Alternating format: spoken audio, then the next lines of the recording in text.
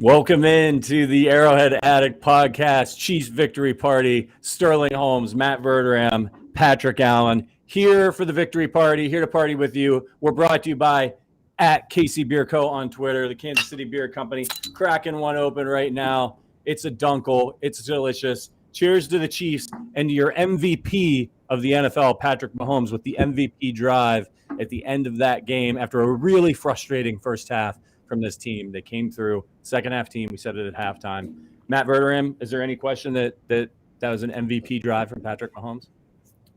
No, it was not.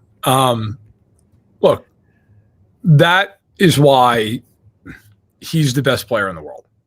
They needed him in that moment to drive them down the field. And I can honestly say, as much as I scream at them, like when they win commercial before the Chiefs got the ball in the final drive, I felt extreme confidence that the game was about to end the way it did. Like I completely believed they were going down the field and scoring. And then once there was that holding call on James on third down, I was like, oh, this is over. Like that was the one shot they might have had. Like you get them a fourth, and maybe somebody drops a ball over there. The second they complete, they converted that. That's it, man. That's Mahomes, and that's the AFC West. It's over. Did you see the cutaway to Justin Herbert? It was incredible. Herbert just looked like he just knew Mahomes was about to score, rip his heart out. He looked dejected. You're up 4 with 36 seconds left, and all of a sudden he's like, I have no faith. No, it's over. When they showed him, it's so funny you said that, because when I'm watching the game, a lot of times, if I can, I'll sit there and watch the game with, I'll talk to my dad on the phone. They showed that shot. And I said to my father, I won't actually repeat exactly what I said, but I said, God, he looks like he just saw somebody murder his whole family. Like you can see in his eyes, he's like, not good. Not good for me. It reminded me of when they showed Allen during the playoff game when like they do that, they won the toss and they cut to him. And it was just a look of just complete resignation. Oh, dear God, here it comes. Yeah. And you know what, man? At the end of the day, not to toot our own horns, every adjustment we talked about at halftime, they made. They ran the ball a lot more. They blitzed more. They got more into man coverage. I mean, everything we talked about. Like look, we didn't win the game. They did. But we talked about all this stuff. Like, it's frustrating they didn't just start the game like that. But when they went to it, they were brutally effective. And their defensive front tonight was the underrated star of the game. Yeah. And Frank Clark doesn't have a sack. Frank Clark played a great game tonight. He was excellent all over the field. Yeah, the Chiefs really have something there with, if they can swap out Dunlap and Frank Clark and keep both of those guys fresh, that's a really good combo for them. If together, combined, they're a good, pass rusher, that's good news for the Chiefs. Yeah, at the end of the day, you're looking at this game, 329 passing yards from Mahomes, 3 tutties, no interceptions, 9.7 average. And the Chiefs ran 27 times for 163 yards. If you were watching the halftime show and you thought, these guys are overreacting, somebody in the Arrowhead Addict Discord said Patrick with his best Matt Verderam rant, and I said, well, I had to do it, so I was afraid Verderam was going to have a heart, coronary. I said, yeah, we were upset because of what we saw in the second half. If the Chiefs had played that way the entire game, this probably didn't need to be this close, right? Correct. And it makes things easier on Mahomes, and it makes things easier on the offensive line. You saw many plays in the second half where plays worked for the Chiefs because the Chargers defense was frozen because they thought that they were going to run the ball. It just makes things easier. It slows down that pass rush. Got a few super chats to get to, as everybody is being so generous in the victory party. Doug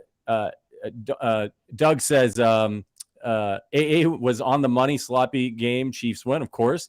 And Hall of Famer Kelsey, let's go. Sloth style. Our guy, one of our members, cheers, boys, celebrating with a KC beer. Love it. Our guy Austin Choi. We deserve Mahomes after 30 years of heartbreak. You're goddamn right we do. Paul DeSantis, Mahomes and Kelsey are climbing the list of greatest duos. Matt, they listen to you, indeed. 19 EHF. Remember when Allen tweeted, some people would get exposed? Do you guys know what that means? Keenan Allen. Keenan Allen. Oh, yeah. Oh, correct. Did he? Yes. Yeah. And then Chris Burrows. Cheers from Indianapolis. Can we just play the Texans for the rest of the season? Arrowhead for Pacheco, monster game for the man, absolutely. And then our guy Daniel. I swear they had your halftime show on during the break. They listened to everything completely different in the second half. No Tony, no Juju, no problem. It is well known that Andy Reid does not give a halftime speech. He just puts on the Arrowhead Addict podcast halftime show in the locker room and says, listen to Verderame. I'd love to hear, I'd love for that to actually be the case. And after I'm done screaming about how they drive me nuts with the play calling, if Andy's just it's tough, but it's fair. It's, all right, we're going to go out there and you know what? I just think, and by the way, one other thing that we talked about, which wasn't so much an adjustment as much as I think it was an attitude adjustment. Second half of the game, the Chargers, they ran 13 times for 39 yards. And a lot of those yards was Herbert taking off scrambling. They did nothing running the football. My biggest takeaway from that game was they, in the second half, finally, and I pray this is something that sticks, they just said, you know what? Run them right the fuck over. Just run them over. If we are going to beat them, I didn't even get mad when they had that 3rd and 1. They got stuffed. You can't get mad if you're asking them to run, then you get stuffed. I always like when they spread you out a little bit more because it just creates some more lanes. But that said, I had no problem with it. You know what? I loved it. They came out in second half, and not only did they run, they ran effectively. They kept Herbert off the field for 7 minutes, whatever that drive was. But they defensively, outside of one big, massive breakdown on 3rd and 18, they did the job, man. I mean, other than that play, really, they stopped them over and over and over. And what effort by Nick Bolton on that pick to end the game. What was he, 20, 25 yards downfield? Yeah. I mean, that was at first when the ball got knocked away by Bush, I was like, awesome. It's going to be whatever it was, 3rd and 15. And out of nowhere, at first I thought it was Snead because of the dreads. I just thought that's who would be down there. And then I thought maybe Justin Reed. Couldn't believe it was Nick Bolton all the way down. Great play. Absolutely great play. Second half, Spags. It's a real thing. First half, he goes, fuck it. Do what you guys want. I'll let you guys have fun. Whatever you guys want to run, you're allowed to run it. Second's all right, we're doing it my way now. It really is incredible. Every single game this season. And again, I will say Mike Williams being out, halfway, what was it, to the first quarter? Yeah. Second, whatever. It helped. It helped. But the changes were drastic. You mentioned the ability to stop the run, the tackling, the pressure on Justin Herbert. Chris Jones, can we have the conversation for Defensive Player of the Year? I mean, seriously. He's been unbelievable. He is playing like the Defensive Player of the Year. Don't give me Micah Parsons. Don't give me Aaron Donald. Give me Chris Jones. I completely agree. He's been phenomenal. His heads up play at the end of the game there to realize what Herbert was going to do and try to run up the middle. And if he doesn't make that play, maybe he gets a first down. Maybe they end up in field goal range. We're sitting here sweating it out in overtime. Instead, the Chiefs win. And good on Nick Bolton for making up. He made a couple plays in the second half. He made up for his idiotic blunder in the first half. It's nice to see that redemption for him. My God, isn't it great to be a Chiefs fan and to after all the years of losing to Phillip Rivers and Elway and all that shit, isn't it great to just be sitting here and be like, yeah, they almost got us, but we won again. And to know that you've got Mahomes and that he's never lost a road game in the division, which is preposterous. And you're sitting here and you're just like, we did it to the Chargers again. They have to wait a whole nother year. And it was Travis Kelsey, the Charger killer, which is, forget Zeus. He's the Charger killer. Well, the second the offseason starts, national media, well, this is why the Chargers are going to win the AFC West. You know what's going to happen. But it's Killer Kelsey and the Grim Reaper. We have it. I mean, Travis Kelsey ripped the heart out of every single Chargers fan. Derwin James included. No one can stop Travis Kelsey. You're going to be so frustrated. It's so great. It's unparalleled how great he is at the position. Like, I understand that Gonzalez has more longevity and Gates has more touchdowns. Like, I get all that. Gronk has more touchdowns. There has never been at that position a more devastating receiver than him, ever. The guy's like 845 yards receiving this year and 11 touchdowns. I mean, he might go for like 1,400 yards and 15 touchdowns, 16 touchdowns. It's also, we are to the point now with Mahomes where I almost think he'd have to fall apart now to win the MVP. I mean, he is so far ahead of everybody else at this juncture. He has 3 more. What is he getting? 28 on the year now, I believe. Something like that. Yeah. Another 329 yards of yardage. It's unbelievable. I mean, he is on pace to. He might break Manning's record in 16 games. Like, that's where we are with this. But that's why, even as mad as I was with them during the halftime, I said I'd probably still win the game because they find ways, and their way was Mahomes with the ball. I mean, I always put myself, like, if I was on the other side, if I was rooting for the other team or I was coaching a team player, and they said, what would I be thinking? And I thought to myself, in the Chargers scored, I'm like, that's great. I'd be shitting my pants. I mean, I had to cross and know he's got the ball, and you got, whatever it was, $140 and 2 timeouts. Like, how often do you watch a game and there's 1:40 and 2 timeouts, and you're like, that's an enormous amount of time. Like, to the point where you're not even concerned about the time. Right. Like, I honestly, guys, was more concerned that he'd score too quickly. Like, that really was. Like, I really was sitting there like, oh, God, they're going to score with like a minute left on the clock. Because, like, when they have to go into that mode, they go rolling down the field. And what do you know? I mean, they scored that 31 seconds. I was like, oh, God, please just don't get beat deep. Right? Like, that's the fear you have. They got it done. They were excellent in the second half of the game. If they played like that, they would have won by 30 points. I want to talk a little bit more about future Hall of Famer Travis Kelsey. We all know he's great. But in this game in particular, you're coming into this game, you've got no Juju Smith-Schuster. You've got no McCole Hardman. Kadarius Toney leaves very early. You're the Chargers. You know that you've got one guy to stop. Like, all due respect to the rest of the Chiefs receivers and guys stepped up and played well. You're not worried about, right? You're not worried about Justin Watson or Sky Moore or MVS. Like, you need to stop Travis Kelsey. You're roughing him up. You're holding him. You're knocking him down. You're doing all the shit that you're supposed to do. And he still goes 6 for 115 and 3 touchdowns, pretty much single-handedly beats you. What do you do? I mean, you basically, I think the only way that you could stop him is to do what Romeo Crennel did to Antonio Gates that one time. You just put like 4 guys in a circle and they just all held hands. It's the only way. Well, I actually did a film study earlier this year where the Raiders legitimately did that with 2 guys on 3rd down. They treated him like a punt gunner. And not only did they take a holding penalty, the Chiefs gained like 40 yards. Like, they actually did do that, and it just got killed anyway. Right. Listen, it's got to be said. I mean, I agree with everything you put out there, like, no doubt. Sky Moore had a really good game. Like, a really good game. Like, every time the ball was to him, tough catches. I mean, he cooked Derwin James now. Like, there was that one. I mean, he cooked him on 3rd down. There's not too many guys in the league cooking Derwin James. I mean, just ate him up. That was, when you're doing stuff like that, that makes me wonder, like, well, maybe if you had more opportunities. Now, I don't want to get into the whole, like, he's going to be out there. Last week you were like, I don't care about Sky Moore.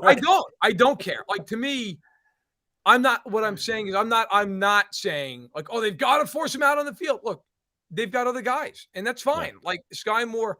But what I do think it means is moving forward that you could say, hey, look, maybe there's a lot to like about him, in situational ball this year or next year if they lose a guy like a Hardman in free agency. I'm not saying that you're going to force him out there. Look, they're doing just fine with the rotation they've got here. Okay. But what I'm saying is, if you have a night like tonight where you need him, he looks like he can play. Like, he played really well. So good for the kid. And Pacheco over 100 yards rushing. He looks like somebody who could make a difference. This guy getting the ball. Yeah. Does Brett Veach get a lot of credit this game?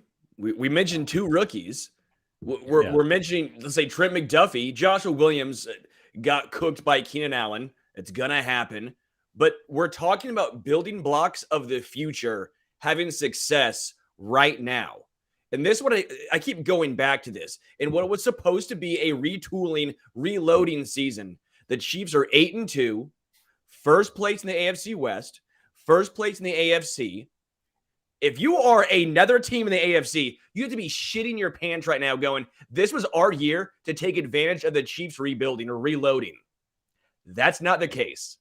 They get the Rams next. And we don't, we stay on tonight, but just quickly, they have the Rams next.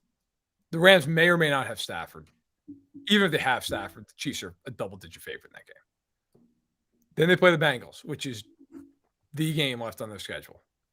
And after that, they're going to be a double-digit favorite in every game, except for maybe the Seattle game where they'll be like a touchdown favorite. I mean, you're talking 2 against Denver, the Raiders, and the Texans. Like, that game tonight, that changes a lot for you now moving forward. Like, you have the pole position, and 5 of your last 7 are games you ought to just smoke who you're playing. I mean, let's be honest. Like, doesn't mean they will, but they should. Huge win. Defense steps up, offense steps up. But I really think the talking point is it's just sometimes it's a simple thing. It's the obvious thing. It's Mahomes. Like, it's just, while we were doing this, my father texted me and he's like, just face it. Like, when all said and done, we have the guy. There's nobody better. And it's the truth. Like, that is it. Sometimes it's like when the Bulls had Jordan all those years and you're like, yeah, it doesn't matter. Like, I don't give a shit about Karl Malone. It doesn't matter.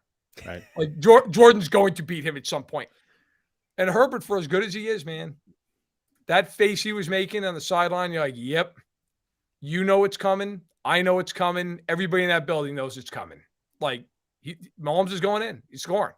And it was inevitable. Why doesn't Joe Lombardi and Justin Herbert do this every other game when they're not facing Kansas City? It's like they focus all their energy. This is their Super Bowl. The 2 times a year they play Kansas City. Let's have a good game plan. Let's trust Herbert to throw the ball downfield. And then next week, what happens? 16 dump-offs to Eckler. And it is the Super Bowl for them because just like when they're in it, they lose. Just the same as that. Yeah, it's a Charger. You know these two guys, like, we've been on this side, right? Like, we've been on the side pre-Mahomes where, like, you always knew. Like, the other shoe was coming. It just was. Like, there was always some, especially when you played quarterbacks of a stature that you knew, like, were better than an Alex Smith or a Castle or Green or whoever. It's so funny now on the other side of it, where as mad as I was at them for giving up 3rd and 18 and all that, like, when they got the ball back, I really genuinely was like, they're winning this game. Like, he is driving them right.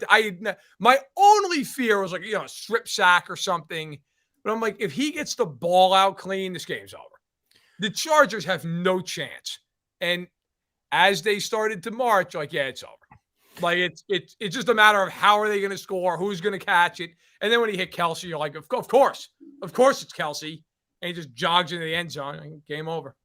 Hey, this is the Arrowhead Addict podcast, Chiefs Victory Party. If you like this content, hit the like button, hit the subscribe button. And hey, guess what? We're coming to Kansas City. So you can come see us. Live show. We're hosting a Chiefs Broncos live watch party at Tanner's Bar and Grill in Kansas City, Kansas, not far from Sterling's house, on December 11th for Sunday Night Football. Check out the link in the description. There's tickets available for you to RSVP. It doesn't guarantee you a seat, but what it does guarantee you is 5 extra raffle tickets, and the first 50 of you to check in with us at the event will get a free gift. You can also get more details at arrowheadaddict.com/events. Some more super chats and gifts to get to here. Our guy, NY Chiefs fan, that was a lot of fun, especially after Patrick Allen's opening comments of a halftime show. I love our dumbest team. Me too, brother. TBT Chiefs Football Podcast.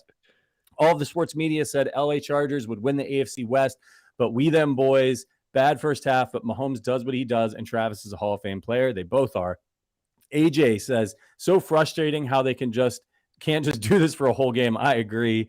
How can the coaching staff be so different half to half? That is one of life's great mysteries. Sam Hunter, unsung heroes of the game are Fortson, Gray, and Watson for their blocking. And Cheeto Freak says, great show, fellas. Question: how will the Chargers win the AFC West as predicted now? Path looks rough, but media wouldn't lie. Well, let's see. A black hole probably would have to open up and swallow Mahomes and Kelsey. They still wouldn't win it. Yeah, they still would. You're right. Guys still don't think they'd win the division. You're right. Do you know, like, just quick stats here? Do you know that Mahomes, in his career, and I'm sure a lot of you guys know this, Mahomes in his career is 14-0 on the road in the division. It's 14-0. Since 2016, when this run in the division started, if you will, they are 34-5 against the AFC West.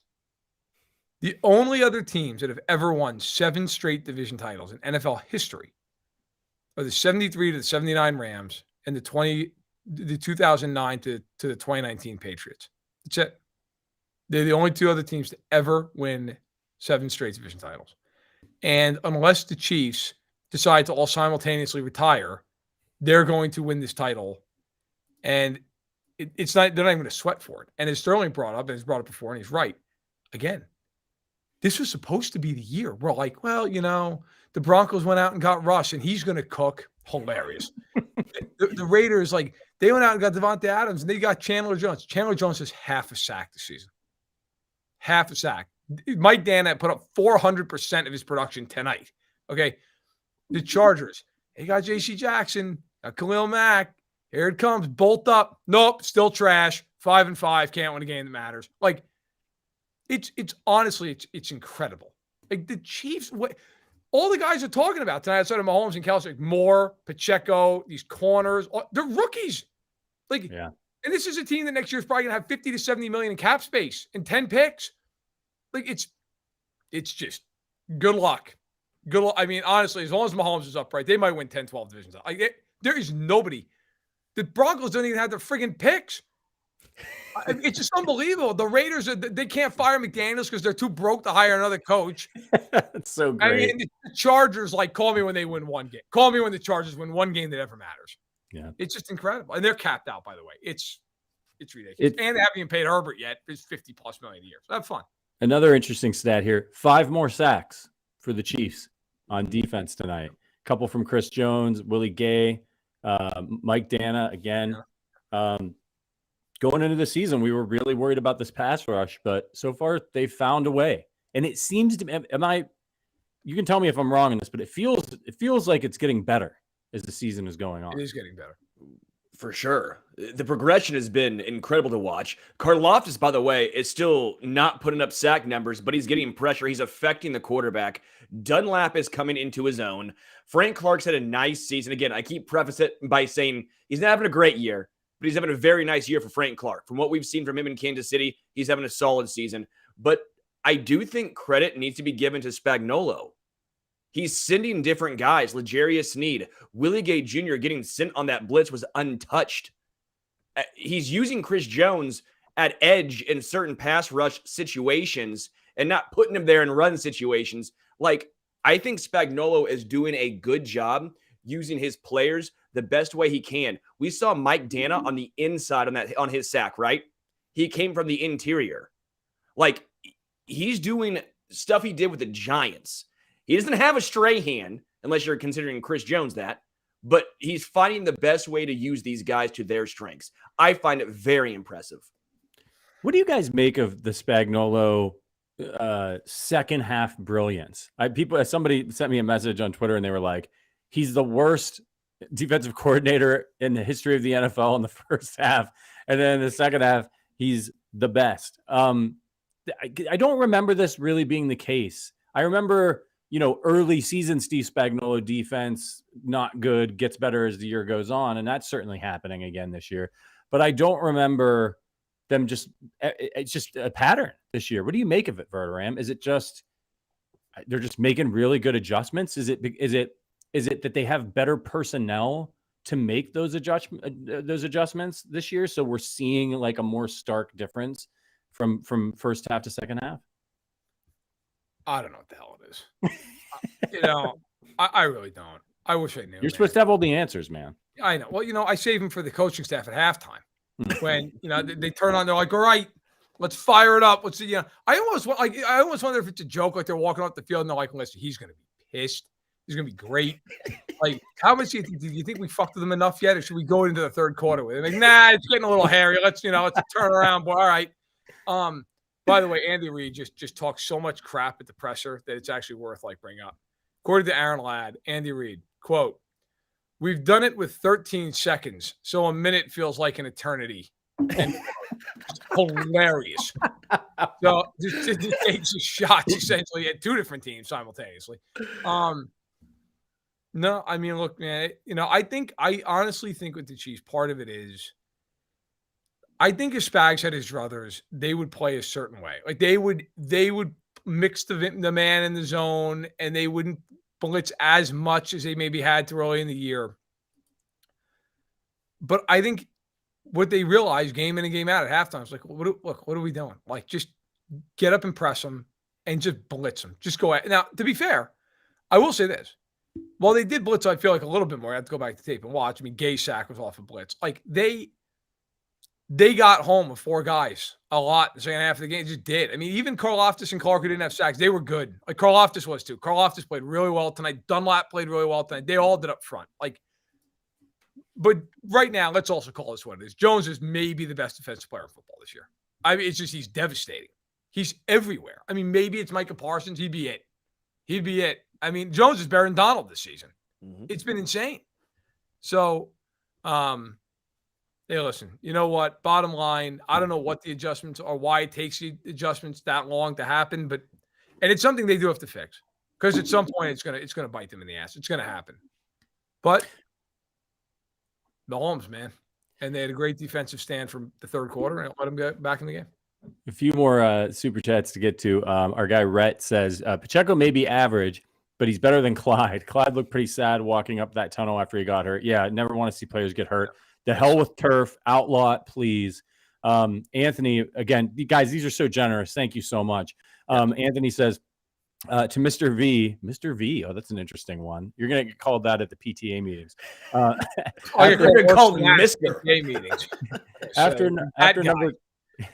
After number 10 busted for 18 yards second half, I couldn't help but think, let's pass for 25 more plays. Good call, fellas. Does Tobe coach or teach youngsters? What do you think, Verram? I think that Tobe, he just he has his philosophies, and I think he just based off the results, it's very much like just across the board. This is how this is what we want you to do, and we expect you to go out and do this. And I don't know that there's a whole lot of adjustment for like, oh, he's a young kid. It's very much like you're going to go out there and just do it, which sometimes is not the wrong approach. I think it depends on the kid. Like some guys, I think you have to do that to them. Some guys, maybe not. By the way, the Chiefs are saying essentially, I think it's a high ankle sprain for Edwards-Helaire. So that he might be out for, he might be out the rest of the regular season, if not, at least a month and a half. I actually will disagree with one thing, though. I do not think Pacheco's average. That kid can play. That kid can run. He's got a lot of speed, and for not being a huge guy, he can run people over. Like he's got a lot of power in him. I'm not making him out to be Jamal Charles, but if they gave that kid the ball 15 times a game, I honestly think he'd be a guy who'd give you 75 to 100 yards. I do. I think he could really be a weapon for them that they need to use more. So real quick, I got to point this out. It's really hilarious. So McCole Hardman did not make the trip, right? Didn't make the trip. He's at home. He's hurt. And during the game, he tweeted, he almost threw his remote at the TV. Then he said, update, I threw my remote at the TV. Then he said, what happened? I can't see nothing. My TV broke. And if you could put that photo up, he tweeted, I wasn't lying. I really did. That pretty good shot by McCole too. Dead center. Bullseye. Missed the end of the game. He was so mad. Hilarious. So now he knows what it's like. Now he knows if he ever drops a pass, if he's not on the same page with Mahomes, now he understands the fans. We ought to DM him and get him in here. Yeah, his DMs are open, Verderam. Jesus, don't say that on the friggin' live chat. What? They're public. They're open. His DMs are open. I know that. He's about to have anybody who goes to his profile can see it. I'm just saying, Chargers game. I know the last time this happened, Chris Jones came on. Chris Jones came in. McCole Hardman's at home. He's got nothing to do. His TV's broke. He can't even watch. You got hands. DM him the post game. But just that was the most New York thing Verder's ever said. You got hands, DM them. Like, hands. I mean, come on. Yeah. By the way, with Pacheco, incredible what he did on the ground. It was a pleasure, a refreshing moment to watch him run the football. Does his lack of pass protection, or at least does that worry you? Is that why we did not see him earlier on? Because that looked bad. He got bulldozed. For Clyde, all the hate he gets, at times, he held up. Pacheco got bowled over. I thought he did all right there. I mean, Mahomes got run over like a truck. Yeah, I mean, remember that Derek Gore? He stopped him initially. He didn't like Olay. He didn't Olay him. He did his job. He got in the way. But like, how long do you want him to hold up out there? Like, Mahomes got to get the ball out when Derwin James is coming and he's just got Isaiah Pacheco over there. How long do you want him to hold on? Did anybody step up and DM Harden? I'm doing it right now. Like, I was gonna say, like, come on, we got to. Like, just be like, look, man, you broke your fucking TV, but your phone still works. Like, come on. Just be like, we had Chris Jones on after the last Chargers game. We got to keep the tradition alive. Fuck it. He doesn't DM me back. Who cares? If he does, it's hilarious. Bring him on. Listen, you know what? I know it's kind of like an overarching philosophical look, maybe, or whatever, but I think this is the kind of game that forever, when I was a kid watching them, a teenager, a young, like they'd never win these games. And now, for all the crap that they do that just sets you through the roof, I mean, I had no doubt as that game got tight in the fourth quarter, I had no doubt they were going to find a way to win the game. And I also had no doubt in my mind, not a shred of doubt, the Chargers would find some way to screw it up. So I had no question that would happen, and both things happened. Like the Chiefs scored, and then Herbert threw a pick. So it was like boom, boom. The world's right, and that's fine. Hey guys, for the love of God, don't start DMing Hardman. We'll take care of that. Or guys, not know what the hell is going on. Slid into his DMs. Asking if he was still up. I love Tone B. That man has to have more than one TV in his house. Good point.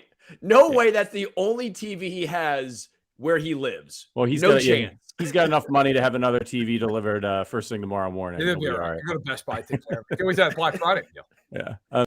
Another super chat from AJ. Let's remember how lucky we are to be Chiefs fans. Question: realistically, what do you think is this team's Achilles heel? I personally think it's the first half coaching. Yeah, it's coach. Hard to argue. I would agree. It's the in-game coaching. The in-game coaching is like playing Russian roulette with 5 in the chamber. It just, you never know what's going to happen. Like it's like the equivalent of going to a bar and just saying, like, you know what, bartender, whatever, your choice. And he's like, how do you feel about tequila? You're like, had some bad experiences with tequila. And he's like, bottle of Cuervo? You're like, yeah, bring it on. And then you're borderline like ready to go to an ambulance, and then you're like, I got to adjust. All right, I'm more of a rum guy. Like, just go in and ask for a rum. Like, why? Like, why? Like, there's no reason you could just have a nice night. You can be normal. You don't have to be sitting there puking up Cuervo on the bar. You're like, yeah, I'm gonna recover. Like, they just have this tendency to just. I know, of course, they all work their asses off and they're watching film. But there really is time. There are times where you're like, did they watch film? Like I almost feel, and I know this doesn't happen, but I almost feel like they're on the sideline. They're like, you guys know the Chargers are bad against the run? Big shit, are they really? I want to try that. Like, it's like, it really feels that way. I know, of course, it's not the case, but it feels like that sometimes. Sterling, what are your thoughts on this defense, man? I mean, they're a little up and down. I get nervous with the secondary play, but I also feel like they're young, they're still growing up. Their pass rushes, like, where is this defense going to be at the end of the year? Because they're only going to, like, they're going to face Joe Burrow, right? But other than that, like, pretty much the rest of the way, They're not facing any marquee quarterbacks. All due respect to Derek Carr, who's fine. And then they got to get to the playoffs, and it's going to be good quarterbacks, maybe. Not if the Jets make it. Are they going to be up? Are they going to be ready when it matters the most? Well, I want to see the defensive line continuously do this. The Chargers were obviously banged up on the offensive line. The Jags don't have the best O-line, but 5 sacks. We're seeing them progress. We're seeing a nice timeshare with Frank Clark and Carlos Dunlap. Chris Jones, we've mentioned it multiple times, Defensive Player of the Year. Mike Dana getting involved. That's where it starts. Cornerbacks can only be asked to hold so long before they're going to get beat. That's the way the NFL's built. It's the way offenses are created. All right. The offense, over time, they're going to get open. So it starts with the D-line. If they get pressure, it all trickles down from there. I've enjoyed seeing the young pieces in the secondary grow. I do think seeing Joshua Williams get playing time early on, we might look back and say that Trent McDuffie injury could be a blessing in disguise. And then the linebackers. Willie Gay Jr. had a great game. His past 2 games may be his best 2 in his NFL career. Nick Bolton, I think, for the most part, had a poor game, but he still found a way to put his stamp on it and make an impact. The defense is young. The safeties give me a little bit of worry. Juan Thornhill, Justin Reed, they've not been the best tandem in the NFL, but it's hard to complain with the youth that they have going here. We knew this was going to be a growing season for the defense, and they've already exceeded my expectations. Love it. Another super chat from AJ. Oh no, we already did that one. Gaming Bros. First of all, thank you guys for another amazing post-game podcast. Secondly, nothing is impossible with the 2 goats, baby. Let's fucking go. Daniel comes back with another super chat. Thank you. The defense has youth in the secondary, and I feel like Spags can take more risks. Giovanni, I can't wait to see you live in KC. Convince my girlfriend to fly down from New York City to see you live. Dude, Giovanni, that's awesome. Remind us of that your girl came all the way from NYC. We'll get her a drink on us. Levi says, Matt V. Drink. She comes all the way from New York City. I'll buy her dinner. Right? Matt, right? Okay, guys, you're going to buy her dinner and Patrick's buying her drinks. I mean, I'm not going to sit down with her and have a candle at dinner. She's coming all the way from New York. What, you got no class? What's the matter with you? You get her a plate. My God, I'm not just going to say, oh, thanks for coming out. Here's Bud Light. Right. Michelob Ultra. Levi says, Matt V, McCole Hardman, 10 million still. More routing him up. No, I mean, listen, I would still be interested in re-signing McCole Hardman. I would. I mean, I think, now look, also keep in mind, guys, like a lot of it has to do with years and structure and all that stuff. I mean, if the Chiefs got him at the price they want him, yeah. Like, I'm in the belief you get good players on your team. Like, look at how much their depth has mattered this year. Look how much it mattered tonight. Look how much it matters. It matters a lot. And so, yeah, absolutely. Like, and by the way, I will say, everybody, listen, if you're in the area, you got to get out to that thing we're going out to. December 11th, it's at Tanner's. Rainbow Road, Tanner's. Tanner's off of Rainbow Road, 39th and Rainbow. Yep. We're going to be there. And by the way, I'm going to be out there all weekend. I'm getting there Friday afternoon. Sterling and I, just look for us in a ditch, okay? Because I'll be out there on company dime. Zach, if you're watching, good luck to you. I mean, we're gonna have a good time. I will at one point. I don't know if it's Friday or Saturday night, but like I'll tweet out like, "Hey, we're at this bar. Come hang out with us." You know, Yep. I mean, so come hang out. Come check. I would love to see everybody hang out. And then listen, you're gonna get to watch us during the Sunday night games. I have a blood pressure of about 300 over 400, and we have a good time. But look, it's a great night to root for Patrick Mahomes, who, by the way, at the podium tonight said, I had absolutely no doubt we were going to go down and score. Like, yeah. Love that. Anybody else, including the Chargers, by the way. Love that, man. By the way, when we're in Kansas City on the Saturday, I can't say what, but we're gonna be doing something really freaking cool. Yes, we are. That we'll be able to tell you about.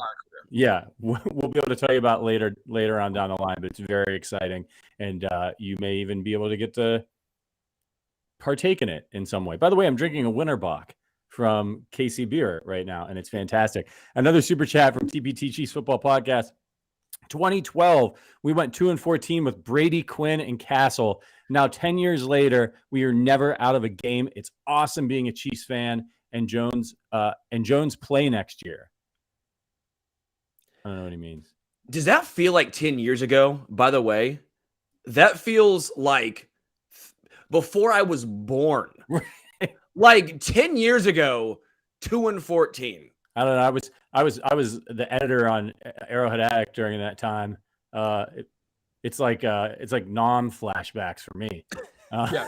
Hey, by the way, I see Luis in the chat. Hey, bud, you know, they lost to the Bills. Well, you lost to the Chiefs tonight. Congratulations. So good for you. Twice. You lost to a lot of teams. Have fun. I look forward to losing to the Colts to be knocked out of the playoff race on Christmas Eve. Yeah, please. Come on now. Now, my God, stop it. At least have your dignity.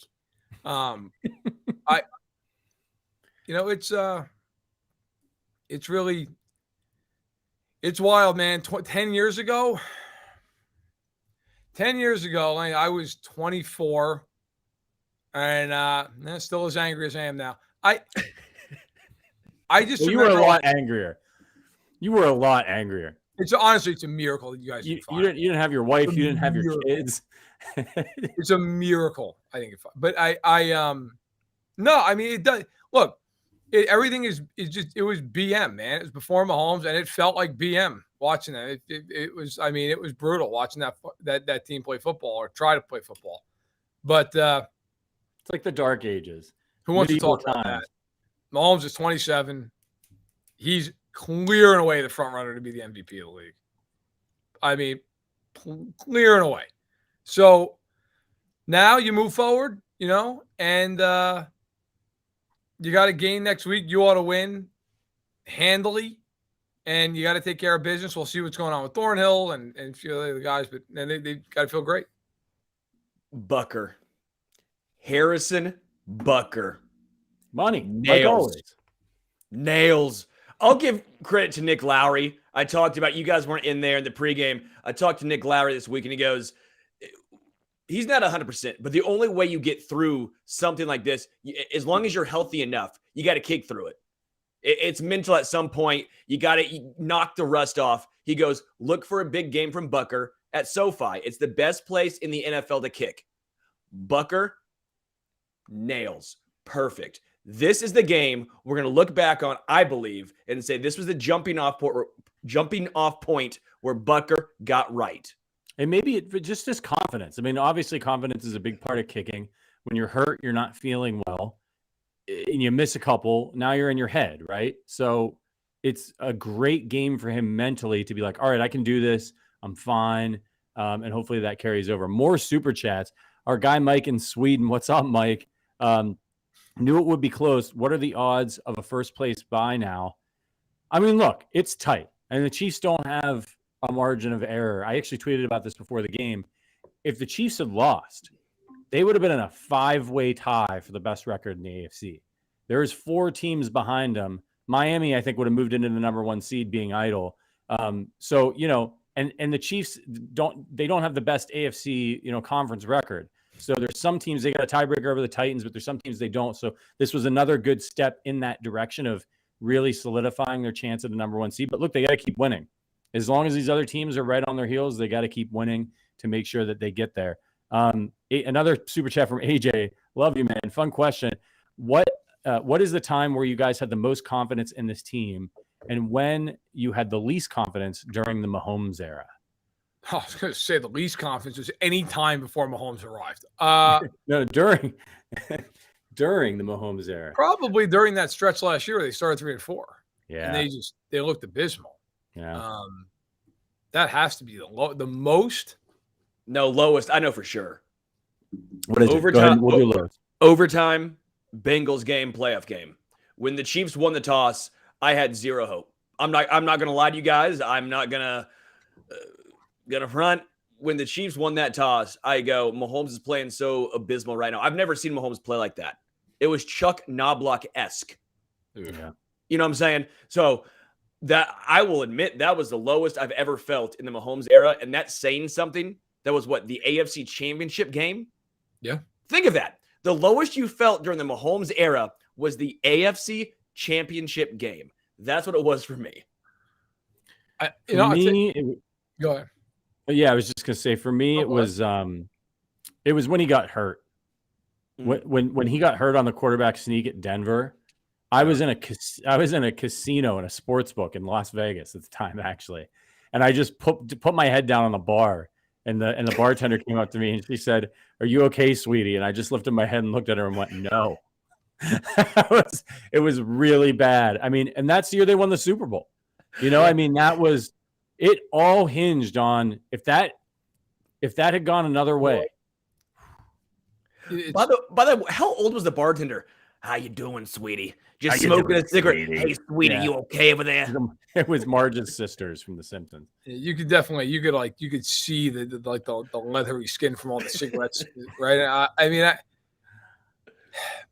I think the most comps I've ever had in them, though, with him, and Patrick, you're actually at this game, was the game against Houston in the playoffs. When they started coming back, I remember it was 24-7, and they snuffed out that fake punt, ironically, with Justin Reed.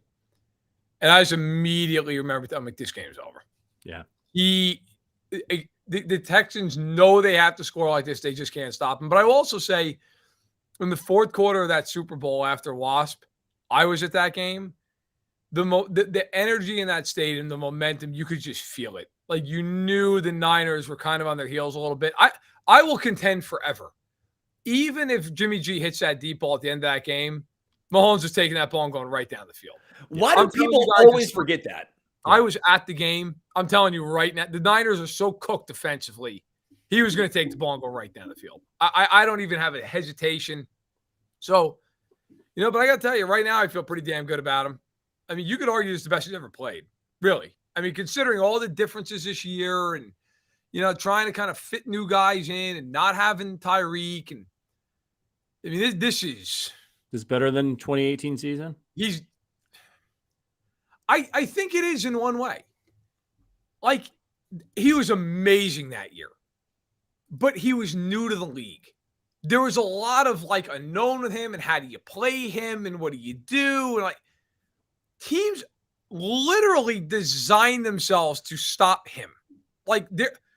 The whole AFC West went out and did everything it could, and the division's over, and we are not at Thanksgiving. That's true. It's ridiculous. The whole division was like, fuck that guy. And he was like, nope, never a touchdown, game's all we win. It's bonkers. So I think this year is the best he's ever played. I really do. All things considered, it's been absolutely comical how great he's been this season. And you're right. He had 25 touchdowns coming into this game. So 3 more. So he's at 28. That's a 47.5 touchdown pace. And he's got some games coming up where you could see, I mean, when they play Houston, you could see that being a game where they get in the red zone and he has another 4 touchdown game, 5 it's all on the table. Andy likes to throw down there. So more super chats. You guys are really incredible. From Evan, what a win. Love you guys. Can't wait to see you all in KC in a few weeks. Likewise, brother. And then TBT Chiefs Football Podcast, again, in 2018, 8 touchdowns and 20 interceptions. And I was asking about Ronald Jones. Oh, by the way, can we put away the Ronald Jones? Well, Ronald Jones might get us if Edwards-Helaire is out. It could be Rojo time. Yeah, I'd say you stopped it just to start it, because if Clyde is out, it's gonna be Ronald Jones, I would assume. I don't know how much he plays though. With how great Pacheco's been on the ground, I understand McKinnon's fumble, horrible timing. Give the Chargers credit. That was a great punch out. Great punch out. But they would have it all figured out. You run with Pacheco, your third down back's McKinnon. You have a nice timeshare that a lot of teams around the NFL use now. He's basically, again, he's on the active roster, but he's still insurance. Come on, let's be realistic. When they play the Rams next week, they'll run the ball 4 times. That's what's going to happen. 4 rushes. That's it. Mahomes will throw 70 passes. Why don't we give away some hardware? Give away some Arrowhead. Get us off, Sterling. Who are you giving some Arrowheads to for the performance tonight? Ooh, I'm going Sky Moore. Sky Moore is getting mine. That dude stepped up. I've been on the case for everyone. If you follow me on Twitter, you hear me on the show. I keep saying, don't worry about Sky Moore. He was always going to be behind Kelsey, Juju, MVS, Hardman. You know, where he was going to be. He was basically number 5 in the pecking order. Well, a lot of injuries. Who stepped up? It was Sky Moore. He got his opportunity, and he just thrived. And you saw the route running. The route running was what he hung his hat on coming into the draft, and that's what he excelled in tonight. Got to give my Arrowhead to Sky Moore. Love it. Love it. Verderam, who are you giving Arrowhead to? So, I mean, first off, I'd have to give it. Pacheco was great tonight.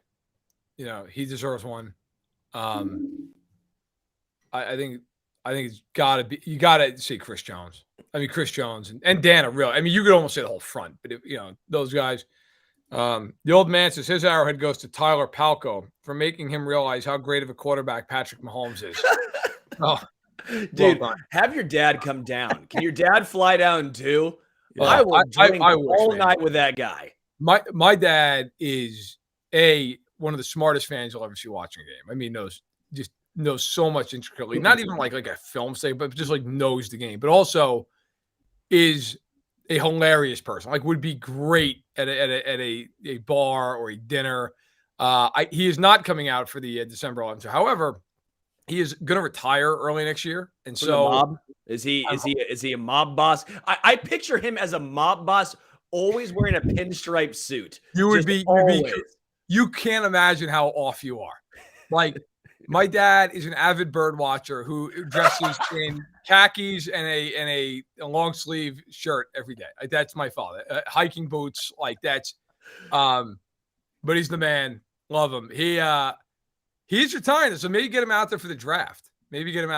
I know Maisie wants to go out in the world. My daughter's convinced that if we go to Kansas City, she gets to meet Patrick Mahomes and Travis Kelsey. Like, I haven't told her that. She just thinks that. So when she found that I was going to KC in a few weeks, she's furious. She's like, you're going to meet them, and I'm not going to get to see them. Like, first of all, I've already met them. Second of all, that's my job. Well, it's my job. I've interviewed. I hang out at the bar with them. But I was like, second of all, I'm like, we can't just knock at their house. Like, you just show up. She's like, I want to meet him. You get to, so at some point, I think the whole family's going to have to go out there. I'm going to have to set this up with the Chiefs PR. But yes, a lot of Arrowheads to go around tonight. A lot of them. By the way, the Chiefs Twitter account just buried the Chargers Twitter account. So, this whole Twitter verification thing, Elon Musk, he opens up Twitter Blue and now all these people are verified. They're paying to be verified. And it's, some people are using it to make fun of people like you're paying for Twitter verification because you're not important enough to be verified. It's all bullshit. But the Chiefs Twitter account tweeted a screenshot of the Chargers account. And there's if you hover over someone's check mark, it either says basically they're verified because they're important or they're verified because they paid for it. And they tweeted out a doctored image that says that the Chargers paid for Twitter Blue, and then they just did the zipped mouth emoji. Obviously, that's not the case that the Chargers didn't pay for Twitter Blue, but I actually had to go and check because if they had, it would have been the greatest thing ever. But whoever's running the Chiefs Twitter account, tip of the cap to you, sir or madam. Hilarious troll of the Chargers after that game. And you could see in the comments, this is what Chargers fans do when they have nowhere else to go. They go, you live in Kansas or you live in Missouri. I'm in beautiful LA. Like when your team sucks. Oh, you love traffic? Right. Fuck LA. I've been to LA. I would live in Kansas. I've lived in the Northeast. Fuck that. Give me Kansas, baby. No, the Northeast is where it's at. But that being said, I'll tell you right now, I have been to Kansas City many times. I love coming to Kansas City. I've been to Los Angeles. I spent a week in LA.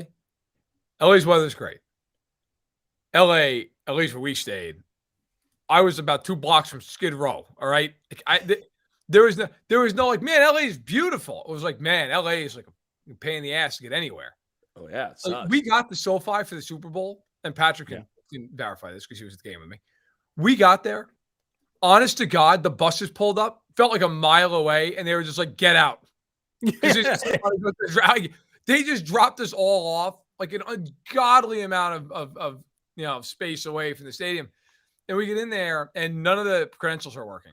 Like, they're trying to scan them, and they can't do it. And so they can't verify. And like, all right, look, whatever. I'm just some Joe Blow asshole. They can't verify me.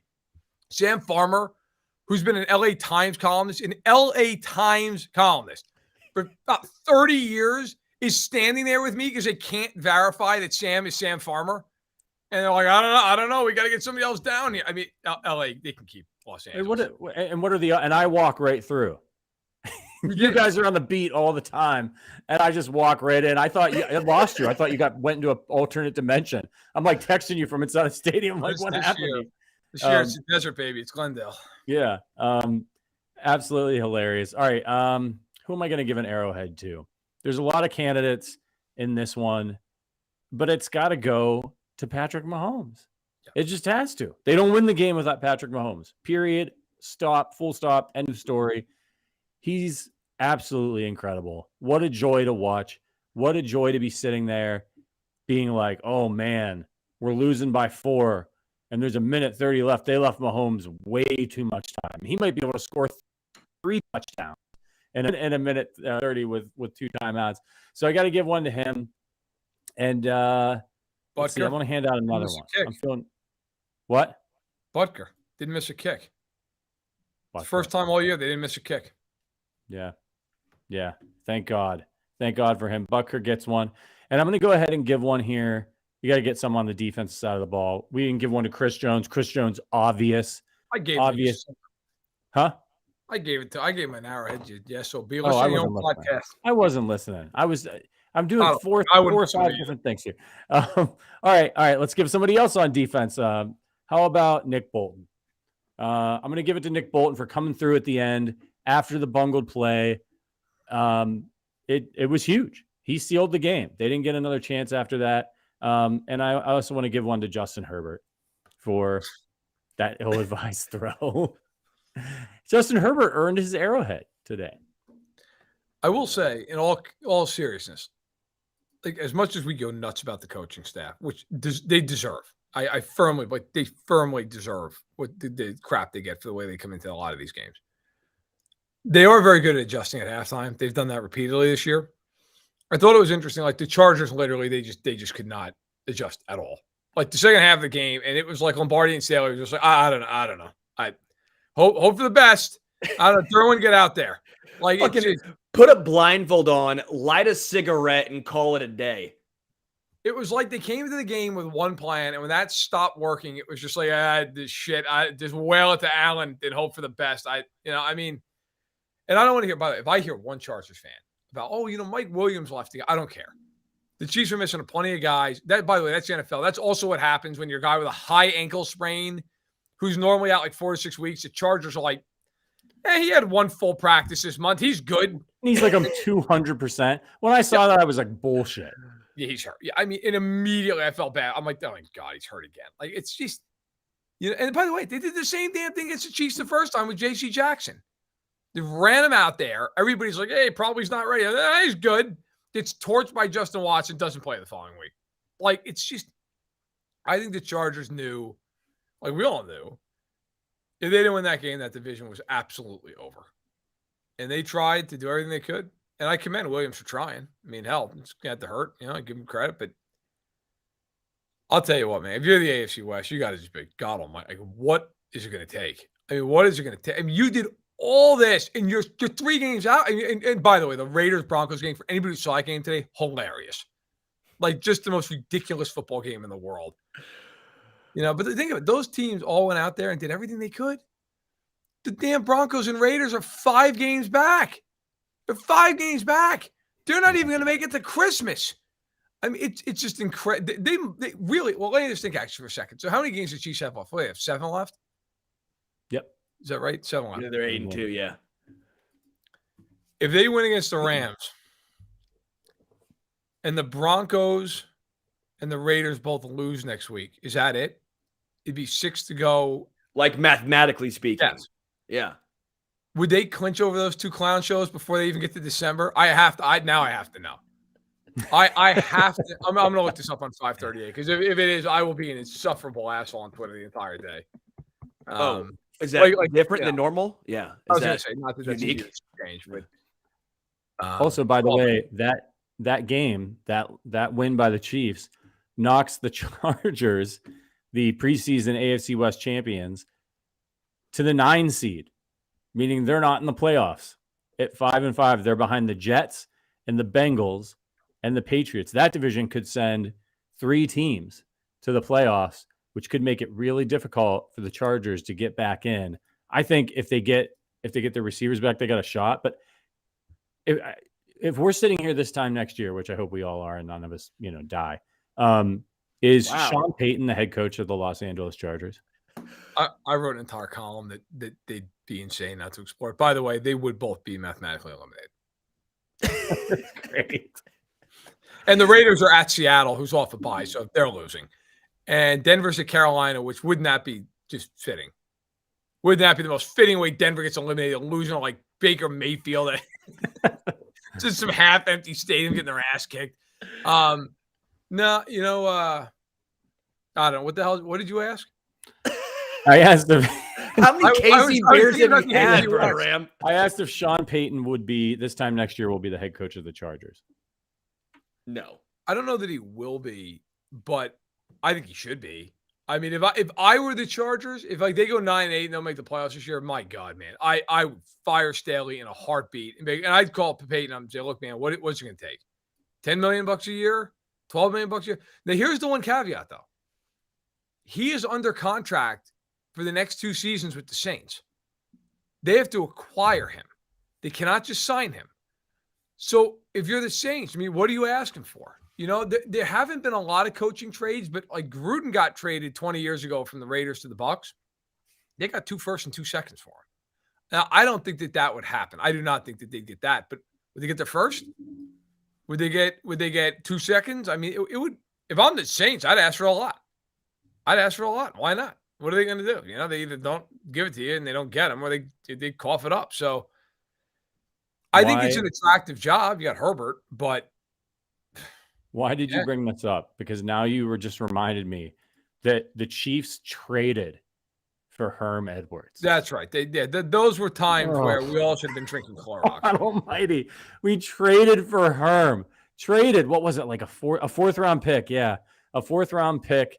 Overpaid. They traded for Herm Edwards for years of misery. Unbelievable. I can't believe we did that. Oh my God. I just can't believe you pulled a Shanahan with the 49ers. Are we going to be alive next year? Well, is anyone going to be alive on Sunday? When asked if Jimmy Garoppolo is going to be the starting quarterback. Hey, man, have you seen the stock market? It's bad. It's bad out there. It's gone up a little bit. Listen, where it was. It's not ideal. My Roth IRA is not looking ideal. As long as Patrick Mahomes is playing quarterback for the Kansas City Chiefs, I'll drink unicorn blood to stay alive. Calm down. Where are you getting the fucking unicorn? Harry Potter reference. Come on. It's terrible bunch of books. It's right. This stuff's crap. Read something that's nonfiction. Learn something. I read 42 books a year, Verderam. I just read a book. Good for you. You're learning something. I read a book about the Berlin Wall. Finished it yesterday morning, asshole. When's the last book? What was the last book you read, pal? It wasn't a football book.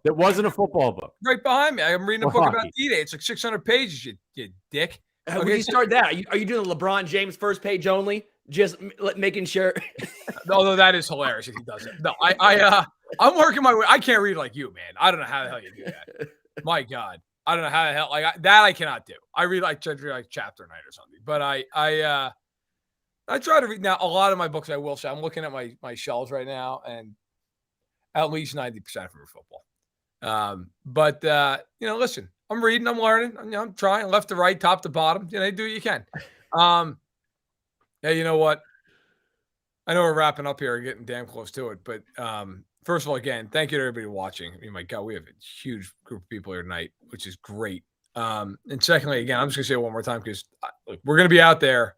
I'm not trying to beat a dead horse, but it'd be great to see everybody. Like, it really would genuinely just be a lot of fun. The watch party. Look, they're playing Denver. Denver just lost at home to the Raiders. Denver's 3-7 and an absolute dumpster fire at this point.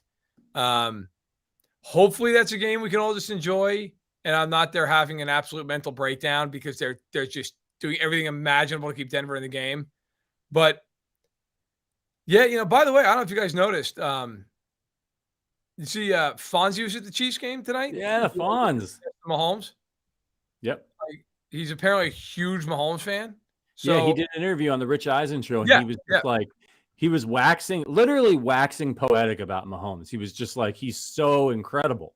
Yeah. It was awesome. It's a great clip. Look it up. Also, and Chris Albright sending me a care package. Thanks, man. You've sent me a few things in the past. You're the man. It's also fun. Like, so you got Fonzie, who is a Chiefs fan, and then afterwards, after the game, the Kelsey brothers do a podcast, which if you don't watch, you're missing out. It's fantastic. It's an awesome podcast. And they were joking on the last show. They're like, we got to get Mahomes on, and then like, you got to get Andy Reid on. And Kelsey, Travis Kelsey's like, I don't know if we get Andy Reid on. Well, Mahomes has tweeted out he's going to go on the show next week, so that should be must see. Oh man, podcasting. That's incredible. Two notable tweets here from Mrs. Mahomes, Brittany Mahomes, about an hour ago. She tweeted, "Man, do I love when Patrick talks shit," which is hilarious. And from Lewis Riddick, whose opinion on football I respect maybe more than anybody's. Absolutely love Lewis's analysis. Said, "You can have all the MVP discussions you want. The race is over." And I think we all know what he means. Oh, I think it is over. I mean, unless he just plays like absolute garbage the rest of the way. Like, who the hell's catching him? Right now, the odds, Alex Gold, who does radio work in KC and terrific guy, he tweeted out that right now Mahomes is minus 150 to win the MVP. That's impossible.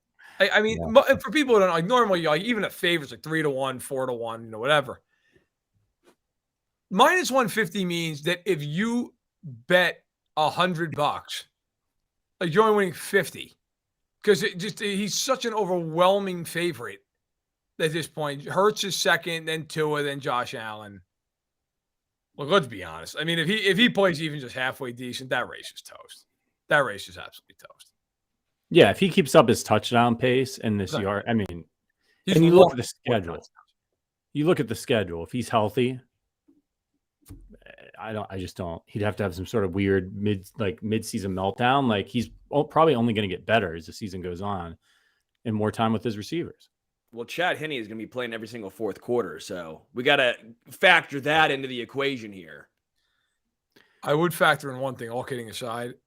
If they are coming down the stretch and they're playing Houston and Denver and the Raiders, and he's gunning for 50 touchdown passes again, they're going to be insufferable. They are going to be he's going to be throwing it nonstop inside the 5-yard line. Well, it's a little touch pass. It's going to be touch pass central, baby. All these shovel passes and these quick. Oh, I mean, they're going to be doing everything imaginable to make sure. And I also believe too, don't forget, the 16th game of the year, not the last game, the 16th game of the year, it's against Denver at Arrowhead. If he can break Manning's record in that game, you will see them in the hurry up of 41-10 with 2 minutes left. Like, they will be just gunning it up and down the field trying to break that. They don't care. Andy's aware of that kind of stuff. He's done it in the past. They will absolutely do it again.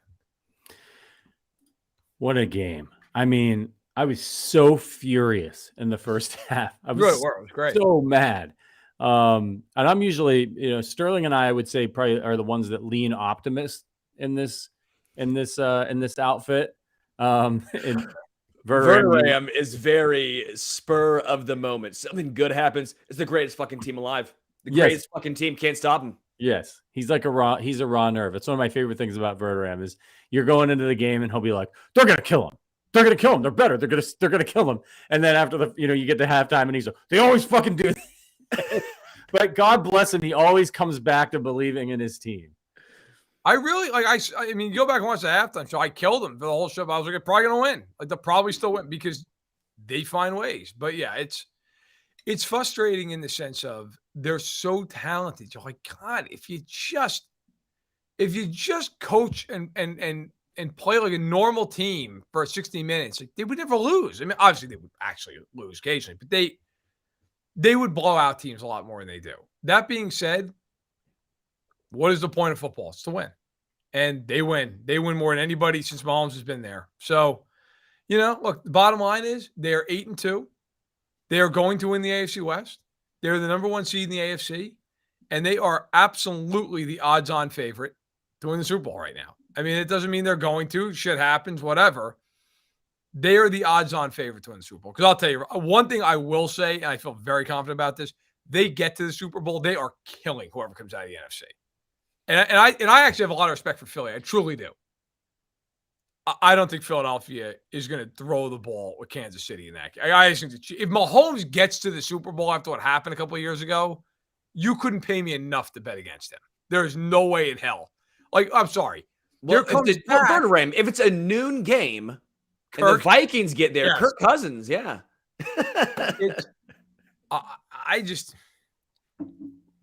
I don't think there's anybody coming. Like, I'm sorry, Jimmy G and Dak, and I like Dak, but like, there's no way, man. I'm sorry. If they get into that game after what happened to them a couple of years ago in it, good luck.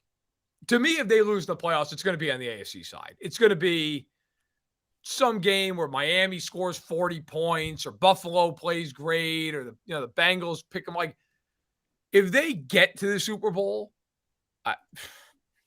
I would be very shocked and disappointed in them if they lost again. I don't think there's any. But listen, that is a hell of a long way from right now. Right now, they got the Rams up next, and that's a game that they have to win.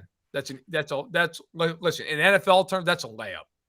That is a layup of a football game. You got to go out and handle your business. They're bad. I wouldn't be surprised if they get to the Super Bowl if they end up playing Tampa Bay.